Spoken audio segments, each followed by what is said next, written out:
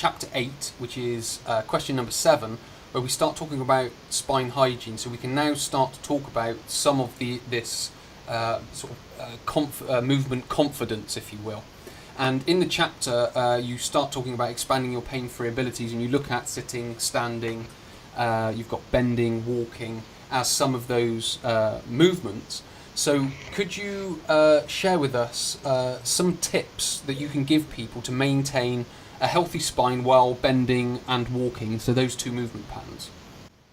Yes, well, when you look at the movements that are required for daily life, and you've done the assessment and found which ones are offensive and which ones are not, you can start to analyze what's offensive about the ones that cause pain. So, for example, hip hinging rather than spine hinging may help the movement intolerant back. But you mentioned walking. It's so interesting that pain changes the way you walk. When people have pain with walking, typically they have a smaller stride length. They stiffen their shoulders and they don't move their upper torso. So when you measure the loads on their spine with that painful walking gait, the loads are actually higher.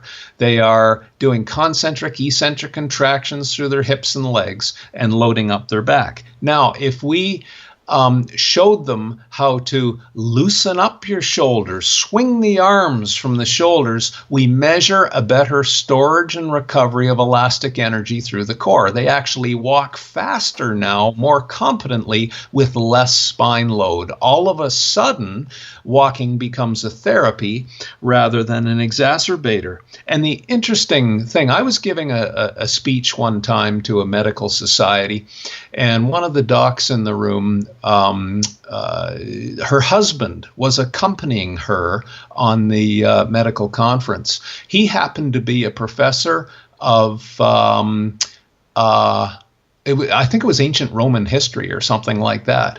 And he said, listening to that, I've suddenly got perspective on the Roman scrolls, because Caesar, over 2,000 years ago, one of his battle strategies was to let the scouts know from the group he was going to attack, who were 30 miles away encamped, let their scouts know on purpose that the Romans were 30 miles away that evening. So the other side would think, okay, well, we can break camp in the morning and escape the Romans.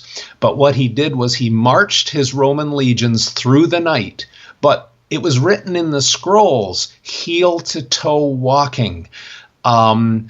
Stiffer through the core, but looser through the shoulders, swinging the arms about the shoulder joint. In fact, he was describing exactly what we've measured to reduce spine load and make a very efficient walking pattern. And then, of course, they would surprise attack in the morning and expand the empire. But, these are all such interesting stories that even 2,000 years ago, they understood the science of spine hygiene and better movement.